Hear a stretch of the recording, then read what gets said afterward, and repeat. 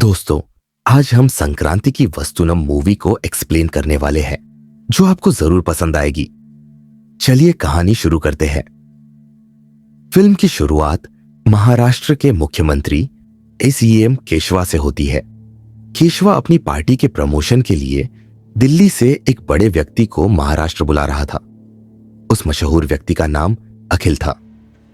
कई media channel अखिल के आने का बेसब्री से इंतजार कर रहे थे। फिर केशवा पूरे मीडिया से कहता है, अखिल हमारे राज्य में बहुत जरूरी काम से आ रहे हैं और वह हमारे राज्य को आगे बढ़ाने में मदद करेंगे। इसके बाद हम केशवा के पार्टी प्रेसिडेंट रघु को देखते हैं। थोड़ी देर बाद केशवा और रघु अखिल को एयरपोर्ट पर रिसीव करने पहुंचते हैं। केशवा अखिल से कहता है, अब आपकी पूरी सुरक्षा की जिम्मेदारी मेरी है। फिर वे अखिल को लेकर एक सेमिनार में जाते हैं, जहां लोग अखिल को देखकर काफी खुश हो जाते हैं। इसके बाद हम अखिल, केशवा और रघु को एक साथ केशवा के घर पर बैठा देखते हैं। तभी रघु को उसके रिश्तेदार का फोन आता है। वह रघु से कहता है, जीजा जी, मुझे अखिल सर से मिलना है। मैं उनके साथ मिलकर एक बड़ी डील करना चाहता हूं। रघु चाहकर भी अपने रिश्तेदार की बात को टाल नहीं सकता था, इसलिए वह अखिल को अपने फार्म हाउस पर चलने को कहता है।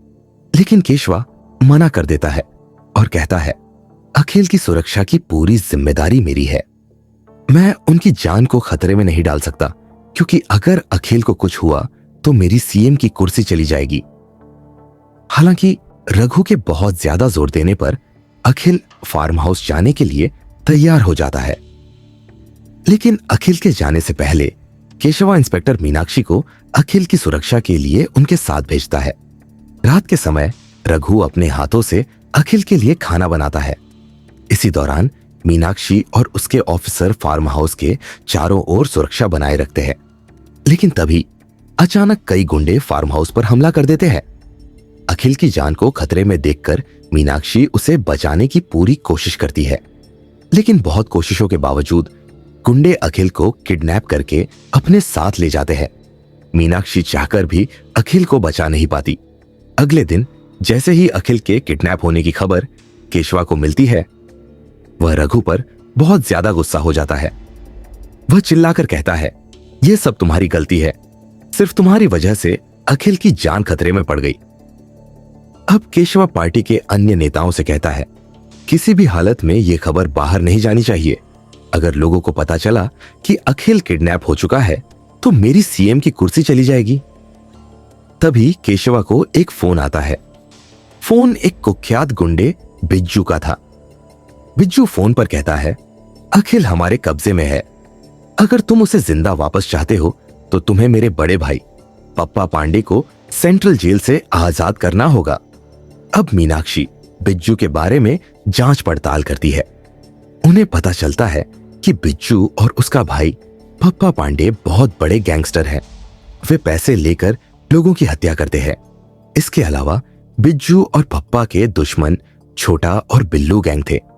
कुछ समय पहले पुलिस ने पप्पा पांडे को गिरफ्तार करके जेल में डाल दिया था। यह सब जानकर केशवा परेशान हो जाता है। वह सेंट्रल जेल के जेलर जॉर्ज को अपने पास बुलाता है। केशवा जेलर जॉर्ज से कहता है, तुम्हें पप्पा पांडे को जेल से आजाद करना होगा। इसके बदले में तुम्हें ढेर सारे पैसे मिलेंगे। लेकिन जॉर्ज एक ईमानदार ऑफिसर था। वह स्पष्ट रूप से मना कर देता है और कहता है, मैं अपने कर्तव्य के खिलाफ जाकर किसी अपराधी को जेल से नहीं निकालूंगा। साथ ही वह केशवा की धमकियों से भी डरता नहीं है। अब केशवा एक और प्लान बनाता है। उसे अखिल को बचाने के लिए कुछ समय चाहिए था, लेकिन अगर लोगों को अखिल के अपहरण के बारे में पता चल जाता तो पूरा राज्य हिल जाता और उसका राजनीतिक करियर खत्म हो सकता था। इसलिए केशवा मीनाक्षी से कहता है, हमें अखिल की तरह दिखने वाला कोई व्यक्ति खोजना होगा ताकि जनता को लगे कि अखिल सुरक्षित है। तभी टीवी पर एक खबर चलती है जिसमें शिव नाम का एक ऑटो ड्राइवर दिखाया जाता है। केशवा शिव को देखकर कहता है, यह व्यक्ति अखिल से थोड़ा मिलता जुलता है, इसे पकड़कर मेरे पास लाओ। इसके बाद केशवा शिव को पकड़कर लाता है और उसे जबरदस्ती नकली अखिल बना देता है। अब जनता को विश्वास हो गया कि अखिल सुरक्षित है। केशवा को एक समस्या से तो राहत मिल गई, लेकिन उसे अभी भी अखिल को बचाने का रास्ता निकालना था। इसीलिए वह पुलिस कमिश्नर से पूछता है, क्या हमारे पास कोई ऐसा ऑफिसर है जो बिच्छू को खत्म करके अखिल को वापस ला सके? कमिश्नर उसे इंस्पेक्टर राजू के बारे में बताता है। कमिश्नर कहता है, राजू बेहद बहादुर और ईमानदार ऑफिसर है। अगर कोई अखिल को बचा सकता है तो वो सिर्फ राजू है। इसके बाद कमिश्नर राजू की बहादुरी की एक पुरानी कहानी सुनाता है। एक बार राजू ने अपनी जान जोखिम में डालकर एक खतरनाक गुंडे की पूरी गैंग का सफाया कर दिया था। लेकिन कमिश्नर आगे बताता है कि डिपार्टमेंट में कई लोग राजू की ईमानदारी से जलते थे। इसी वजह से कुछ समय पहले राजू को सस्पेंड कर दिया गया था। अब राजू कहां है किसी को नहीं पता था। तभी मीनाक्षी कहती है, मैं राजू को ढूंढ सकती हूं क्योंकि वह मेरा एक्स बॉयफ्रेंड है।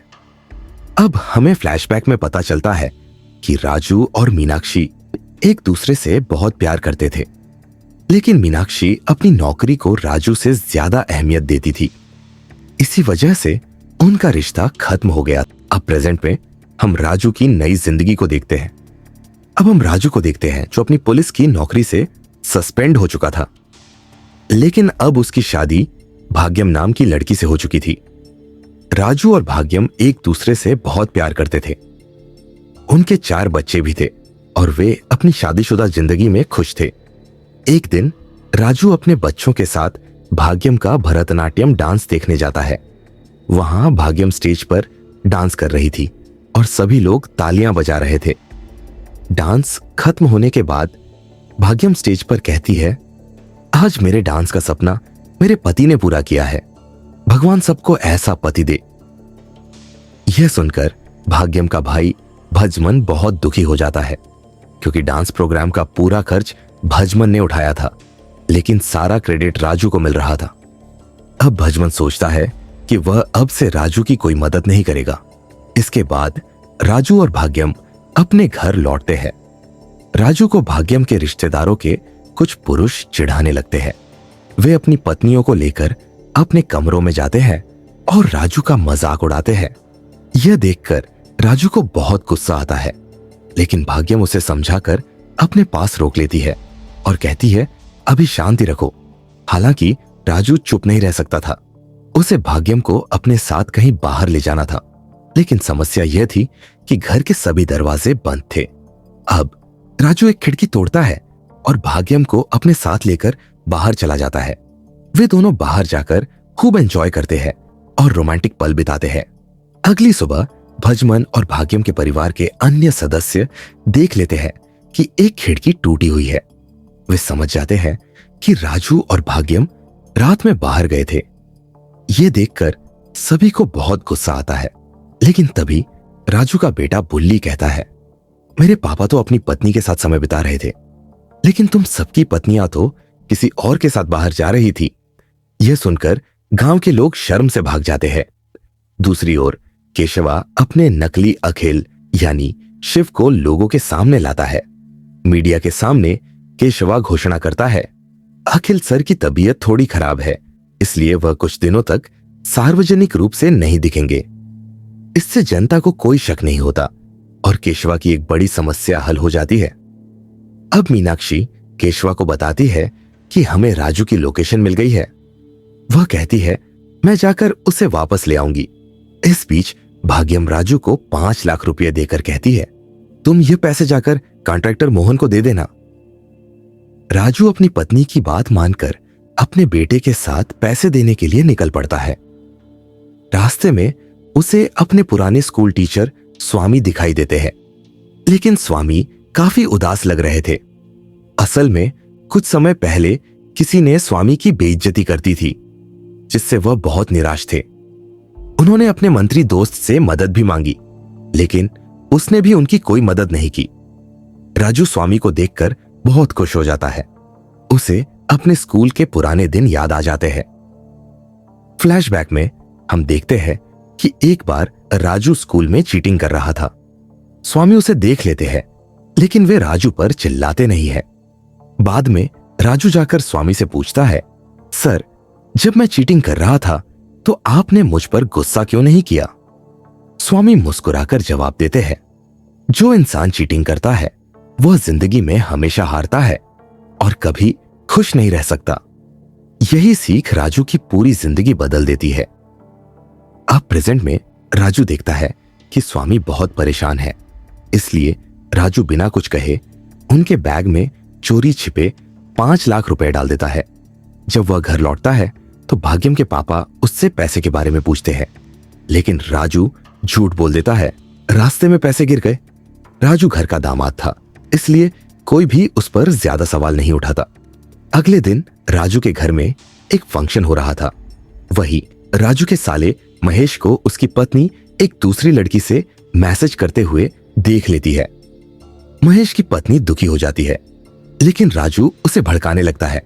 तभी घर में अचानक मीनाक्षी की एंट्री होती है। राजू उसे देखकर घबरा जाता है। मीनाक्षी को जल्दी ही पता चल जाता है कि राजू की शादी हो चुकी है। यह जानकर वह बहुत चौंक जाती है। राजू तो मीनाक्षी से वादा कर चुका था कि वह हमेशा उसका इंतजार करेगा। अब मीनाक्षी सबके सामने सच उजागर कर देती है। राजू और मैं रिलेशनशिप में थे। भाग्यम ये सुनकर पूरी तरह टूट जाती है। वह गुस्से में राजू से पूछती है, आपने मुझसे झूठ कहा था कि आपकी कोई गर्लफ्रेंड नहीं थी। अब राजू को अपने पास्ट के बारे में बताना ही पड़ता है। फ्लैशबैक में हम देखते हैं कि राजू और मीनाक्षी पुलिस ट्रेनिंग के दौरान मिले थे। धीरे धीरे उनके बीच प्यार हो गया। उन्होंने शादी करने का फैसला भी कर लिया था, लेकिन मीनाक्षी को अपनी नौकरी सबसे ज्यादा प्यारी थी। इसी वजह से उनका ब्रेकअप हो गया। अब राजू की पूरी कहानी जानने के बाद भाग्यम और भी ज्यादा आहत हो जाती है। मीनाक्षी राजू से कहती है, मैं यहां तुमसे मदद मांगने आई हूं, हमें बिज्जू के हाथों से अखिल को बचाना है। राजू थोड़ी देर सोचता है और फिर मिशन पर जाने के लिए तैयार हो जाता है। लेकिन जब वह भाग्यम को बताता है कि वह मीनाक्षी के साथ एक मिशन पर जा रहा है तो भाग्यम गुस्से में आ जाती है। भाग्यम कहती है, मैं अपने पति को किसी दूसरी औरत के साथ अकेले नहीं भेज सकती।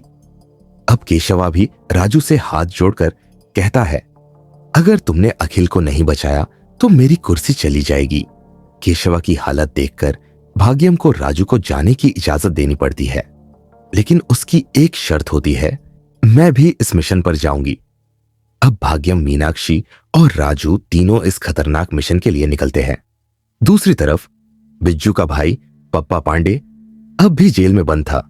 बिज्जू बार बार धमकी दे रहा था कि अगर पप्पा को रिहा नहीं किया गया तो वह अखिल को मार देगा। केशवा राजू से कहता है, हमें किसी भी तरह से पप्पा को जेल से निकालना होगा। अब राजू एक प्लान बनाता है।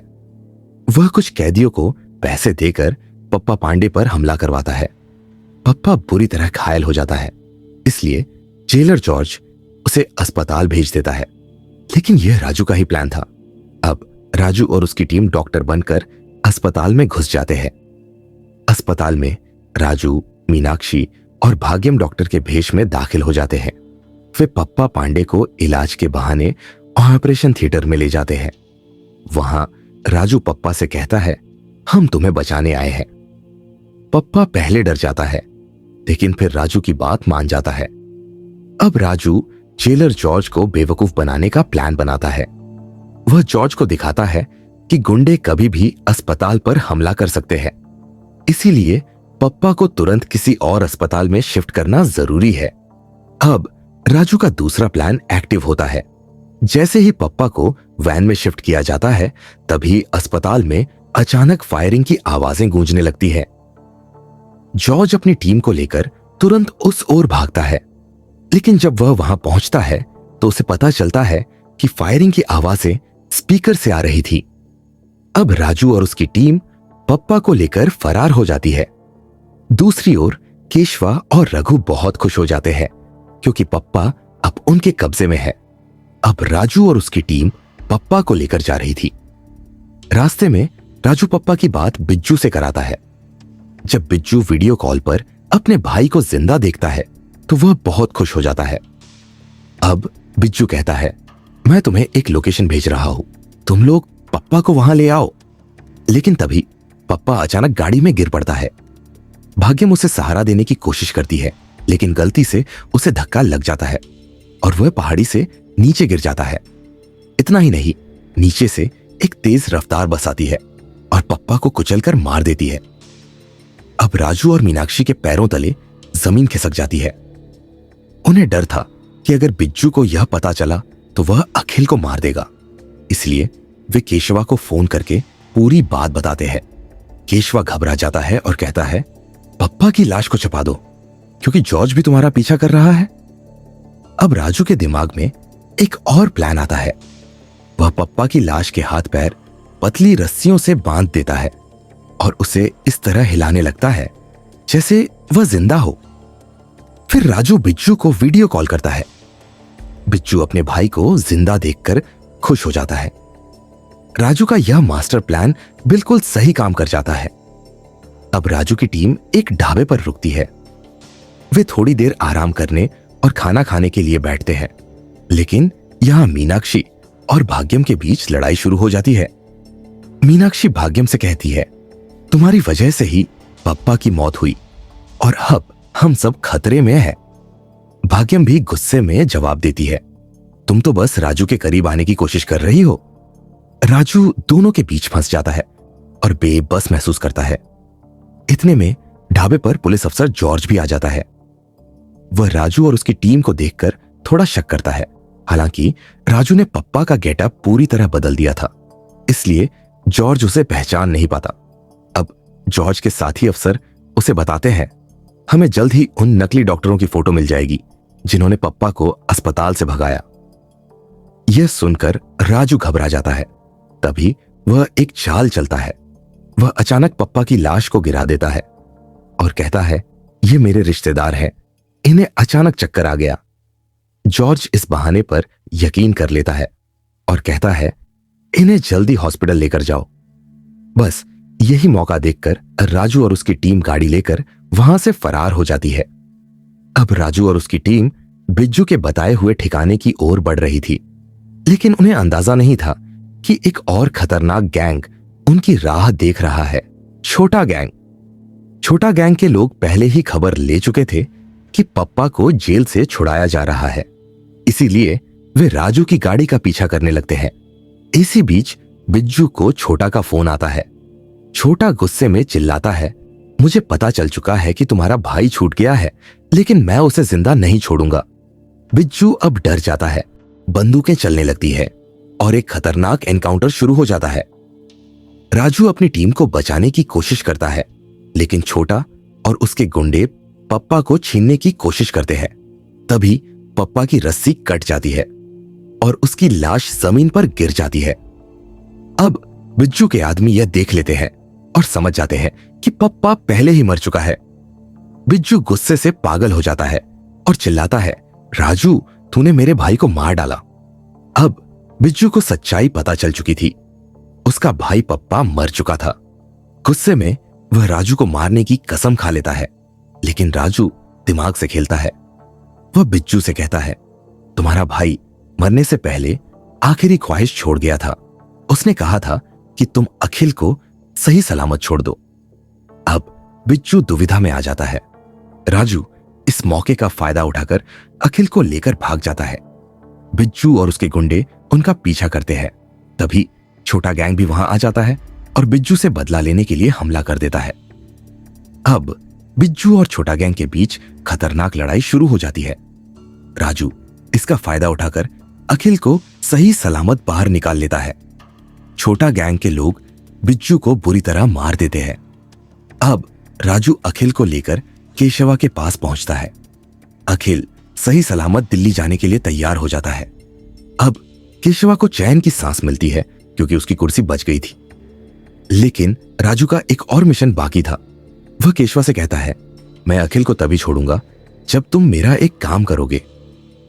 राजू पूरी कहानी बताता है कि कैसे स्वामी जी को एमएलए पांडु ने झूठे केस में फंसाकर उनकी बेइज्जती की थी। अब केशवा एमएलए पांडु को आदेश देता है कि वह सबके सामने स्वामी जी से माफी मांगे। पांडु कोई और चारा ना देखकर सभी के सामने स्वामी जी को सम्मान वापस करता है। स्वामी जी फिर से टीचर बन जाते हैं और राजू अपने गुरु का सम्मान बचाने में सफल हो जाता है। अब राजू वापस घर आता है, लेकिन यहाँ एक और समस्या थी, मीनाक्षी और भाग्यम। मीनाक्षी राजू के साथ रहने के लिए उसके घर आ गई थी। भाग्यम इससे खुश नहीं थी और दोनों के बीच फिर से लड़ाई शुरू हो गई। अब राजू दोनों के बीच में बुरी तरह फंस गया था और यहीं पर यह मजेदार और एक्शन से भरपूर फिल्म खत्म हो जाती है।